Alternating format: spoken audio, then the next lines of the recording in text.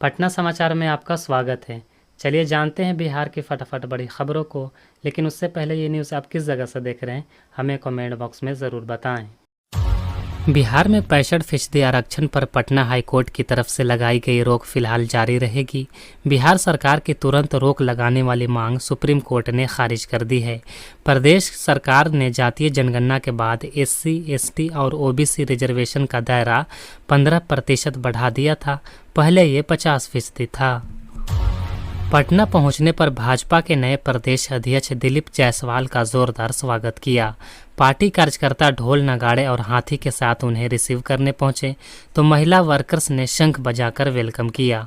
उन्हें चांदी का मुकुट भी पहनाया गया। इस दौरान दोनों डिप्टी CM भी मौजूद रहे। नालंदा में एक स्कूल की 5 छात्राएं लापता हो गईं। पुलिस ने एक लड़के को हिरासत में लिया है। इसी ने अपनी ई-रिक्शा से सभी को 3 किलोमीटर दूर ले जाकर छोड़ा था, जहां एक युवक पहले से इंतजार कर रहा था। 3 लड़कियों ने अपनी कलाई पर ब्लेड से कुछ लिखा था। बिहार में मानसून कमजोर पड़ गया है। प्रदेश में अब तक 33% कम बारिश हुई है। सावन में जेठ वाली गर्मी से लोगों का बुरा हाल है। 38.5 डिग्री सेल्सियस तापमान के साथ सीतामढ़ी सबसे गर्म जिला रहा। पटना का अधिकतम तापमान 35.6 डिग्री सेल्सियस दर्ज किया गया। पटना में 10 रुपये के सिगरेट के लिए एक युवक की हत्या कर दी गई। उसका भाई भी गोली लगने से घायल हो गया है। ये वारदात फतुहा थाना क्षेत्र स्थित मकसूदपुर की है। मृतक की पहचान 45 वर्षीय रमन दास के रूप में की गई है।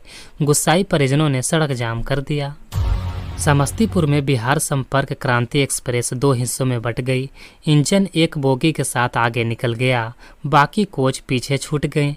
ये हादसा कंपलिंग टूटने की वजह से हुआ है। लोको पायलट ने इमरजेंसी ब्रेक लगाकर इंजन को रोका। ट्रेन दरभंगा से दिल्ली जा रही थी। मगध मेडिकल कॉलेज के हॉस्टल में खुदकुशी करने वाली डॉक्टर वंदना के पति उनसे मिलने नहीं आते थे। ये बात बेटे ने पुलिस को दिए गए बयान में बताई है। जबकि परिजनों का कहना है कि उन्होंने 5 जुलाई को बेटी का मुंडन और 18 जुलाई को बेटे का बर्थडे धूमधाम से मनाया था। तब ऐसा कुछ भी नहीं लगा कि वो किसी तरह के तनाव में हैं। पूर्णिया में पत्नी और बेटी की मौत से एक युवक को इतना सदमा लगा कि उसने नदी में छलांग लगाकर कर ली। मृतक की पहचान 26 वर्षीय मोहम्मद नईम के रूप में की गई है। पुलिस ने 20 घंटे बाद शव को बरामद कर लिया है। बिहार में अग्निशमन विभाग को जल्द ही आग बुझाने वाले रोबोट मिलने वाले हैं। एक रोबोट की कीमत 2 करोड़ रुपए है। ये समतल जगह के साथ साथ सीढ़ियों और छतों पर भी चढ़ने में सक्षम होंगे। इन्हें 2 किलोमीटर दूर से भी कंट्रोल किया जा सकता है। वैशाली में हुए सड़क हादसे में 6 लोगों की मौत हो गई है। 3 की हालत गंभीर है। घायलों को PMCH में रेफर कर दिया गया है। तेज रफ्तार ट्रक ने ऑटो को सामने से टक्कर मार दी। ये हादसा भगवानपुर रत्ती गांव के पास हुआ। बिहार में बीते दिनों लगातार गिर रहे पुलों पर ब्रजेश सिंह ने सुप्रीम कोर्ट में याचिका दायर की थी। इसका जवाब देते हुए कोर्ट ने बिहार सरकार को नोटिस जारी किया है और इस संबंध में जवाब मांगा है। बिहार की कानून व्यवस्था को लेकर नेता प्रतिपक्ष और पूर्व डिप्टी CM तेजस्वी यादव लगातार नीतीश सरकार के नेतृत्व वाली NDA सरकार पर हमलावर हैं। एक बार फिर से तेजस्वी ने कुछ दिनों की 53 आपराधिक घटनाओं का जिक्र करते हुए सरकार को घेरा है और बिहार को महाजंगल राज बताया है। तो वहीं JDU ने भी पलटवार कर जवाब दिया है और पूछा है कि जब 38 महीने तक आप सत्ता में थे तब भी आपराधिक घटनाएं होती थी, तब आपका ट्विटर क्यों मौन था। दरअसल तेजस्वी यादव ने ट्वीट करते हुए कहा कि हर जिले से आ रही चीख और गोलियों की आवाज़ ये बता रही है कि बिहार में डबल इंजन NDA का महाचौपट राज है। बिहार में हर तरफ से आ रही चीखें, गोलियों की आवाज़ें, लहू से लथपथ सड़कें और अखबार दर्शा रहे हैं कि प्रदेश में महामंगल राज है। NDA के लिए मंगल राज की यही वास्तविक परिभाषा है। बिहार का पटना एयरपोर्ट उस समय हंगामा का गवाह बना जब इंडिगो विमान का एक एयर कंडीशनर खराब हो गया। इंडिगो की यह फ़्लाइट दिल्ली जाने वाली थी। करीब 1.5 घंटे की देरी से फ़्लाइट दिल्ली के लिए रवाना हुई। बिहार के मधेपुरा में एक युवक ने दिल्ली से लड़की को भगाकर लव मैरिज की। इसके बाद काम करने बाहर चला गया, मगर पत्नी का किसी दूसरे से प्रेम संबंध शुरू हो गया। रंगे हाथ पकड़ी गई तो पति ने पीट कर हत्या कर दी। ये घटना मधेपुरा के गैलाड़ OP क्षेत्र के कमलपुर वार्ड 5 की है। सावन की दूसरी सोमवारी इस बार कांवरियों की संख्या दोगुनी रही। स्थानीय श्रद्धालु कांवरिया और डाकबम को मिलाकर 1 लाख से अधिक शिव भक्त बाबा गरीबनाथ का जलाभिषेक करने पहुंचे थे। बिहार के प्रमुख मंदिरों में देर रात से ही श्रद्धालुओं की भीड़ उमड़ी हुई थी। पटना के बोरिंग रोड चौराहा स्थित शिव मंदिर से सुबह से ही भक्तों की भीड़ देखने को मिली। सुबह 6 बजे से ही पूजा के लिए शिवालय खुल गया था। खगड़िया जिले के खंगौर थाना स्थित तेतरबाद पंचायत के 83 बूढ़ी गंडक घाट पर स्नान के दौरान 2 बच्ची की डूबकर मौत हो गई। पुलिस ने शव को कब्जे में लेकर पोस्टमार्टम के लिए सदर अस्पताल भेज दिया है। बिहार लोक सेवा आयोग ने ITI में 76 वाइस प्रिंसिपल की भर्ती को लेकर वैकेंसी निकाली थी। परीक्षा का आयोजन 2 अगस्त को किया जाएगा। इसके लिए 12,563 अभ्यर्थियों ने आवेदन किया है। यात्रियों की अतिरिक्त भीड़ के मद्देनज़र उनकी सुविधा हेतु राजगीर से पटना एवं पटना से किऊल के लिए फास्ट पैसेंजर स्पेशल ट्रेन का परिचालन करने का निर्णय लिया गया है। ये दोनों स्पेशल ट्रेनें 30 जुलाई से 30 सितंबर तक प्रतिदिन चलाई जाएगी। पटना हाईकोर्ट के सरकारी अधिवक्ता से 5 लाख रुपए की ठगी का मामला सामने आया है। अधिवक्ता ने इसकी शिकायत पटना के कोतवाली थाने में की है। भारत भूषण ने बताया कि इंस्टाग्राम पर नाबालिग भतीजे ने किसी लिंक को क्लिक किया था। उसी लिंक के जरिए एक बाबा संपर्क में आया और बच्चे को डराने धमकाने लगा। जब भी हम दोनों भाई बाहर या ऑफिस जाते, बाबा ऑनलाइन भतीजे से संपर्क साधकर डराने धमकाने लगता था। इसी तरह उसने परिवार के पूरे सदस्यों के बारे में जानकारी ले ली और एक एक कर सभी के बैंक खाते से ट्रांजैक्शन कराने लगा। पटना के फुलवारी शरीफ थाना में 31 मार्च की रात किडनैप के आरोपी की पुलिस कस्टडी में मौत हो गई थी। वहीं पर आरोपी जितेश को इतना मारा गया कि उसकी मौत हो गई। इस मामले की जांच CID कर रही है।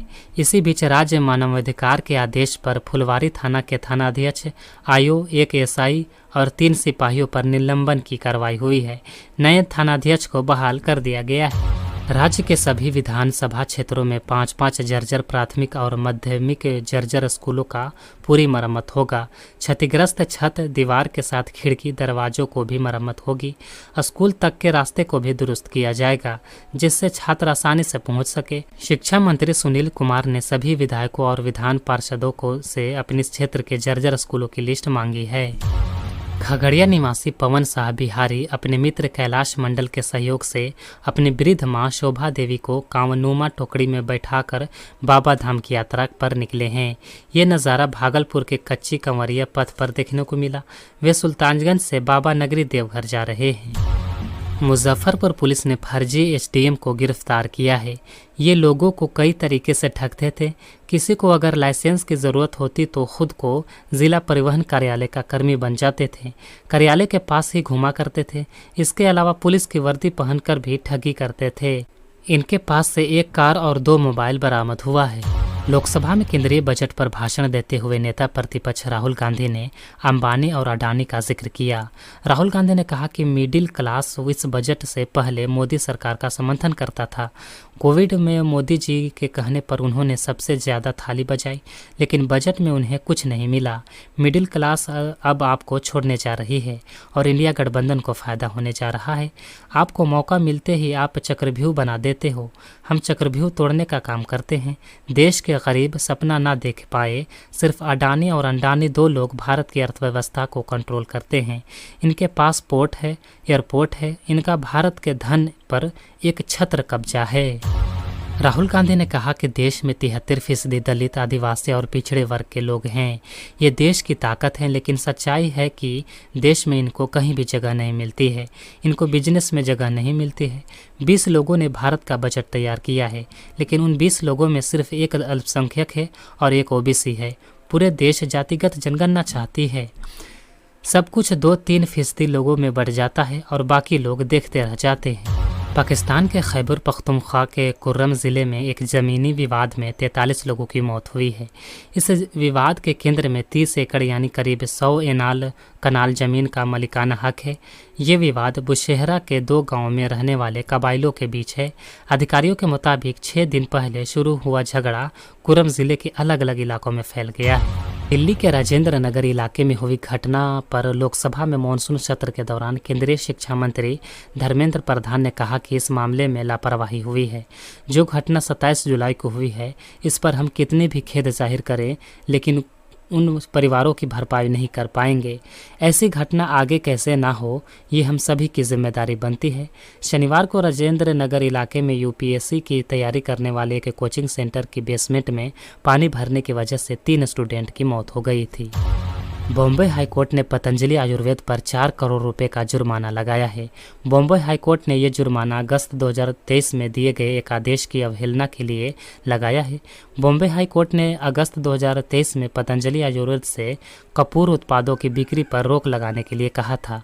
याचिकाकर्ता ने दावा किया है कि पतंजलि ने कोर्ट के फैसले के बाद भी कपूर उत्पादों की बिक्री जारी रखी, इसलिए कोर्ट ने पतंजलि पर 4 करोड़ रुपए का जुर्माना लगाया है। कोर्ट ने पतंजलि को जुर्माना भरने के लिए 2 हफ्ते का वक्त दिया है।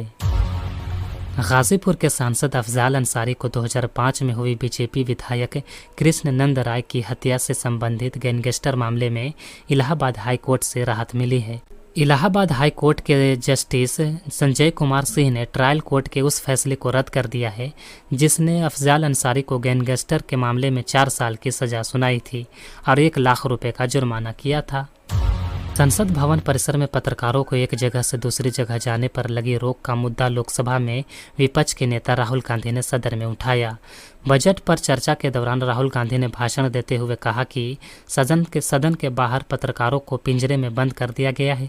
पत्रकारों का कहना है कि उन्हें मकर द्वार से भी हटाया जा रहा है। वे इसी द्वार से हर तरफ से आने वाले सांसदों से बात करते हैं।